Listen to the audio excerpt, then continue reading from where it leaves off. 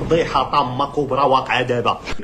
درنا لكم عديد المرات انه الا بغيتي تكري دار، الا بغيتي تجرجو غير اللي كان وتانستاليو غير اللي كان. هاد المصيبه ما عندي ما نوري فيها، حيت بداو تيجيونا دريات. هاد الشيء اللي كنوريه عاد غادي يخلق الضجه، عاد كلشي غيقلب عليه، عاد كلشي غيبغي يتفرج فيه. في السناب شات عريانه كندخلوا مع راسي مصوره راسي في السناب شات، حاطه داكشي في سناب سميتو اطراسها، كنكليكي عليه تندخل كنلقى امال فاتحه بالسميه والكنيه.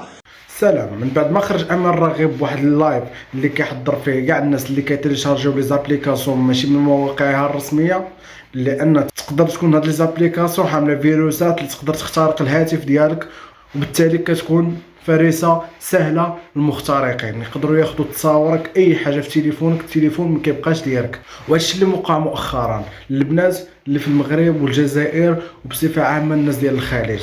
هادو معروفين كيخدموا سناب شات بزاف، خصوصا البنات والناس ديال الخليج. وانتم عارفين علاش الناس ديال الخليج كثرة الزواق والفلترات هي دابا مابقاش صالحه. مؤخرا بعد لي هاكر اخترقوا بزاف ديال الحسابات ديال سناب شات لبنات مغربيات وجزائريات وخليجيين. قدروا يجمعوا التصاور اللي كبيره بزاف اللي حطوهم في ملفات في مواقع الانترنت. والتصاور بطبيعه الحال راه ماشي عاديين، ماشي تصويره واحد واقف ولا واحد مصور شي بوزيسيون عاديه.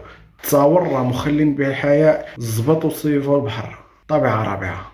فيديوهات خاصه بالالعاب الاولمبيه بعض الاشخاص الله يهديهم الصف.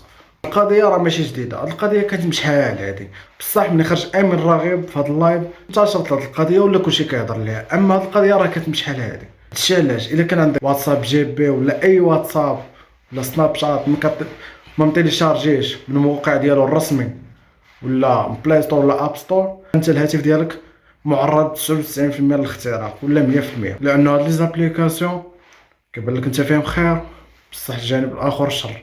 لحقاش راه ما كاين حتى شي حاجه في هذا الزمان فابور.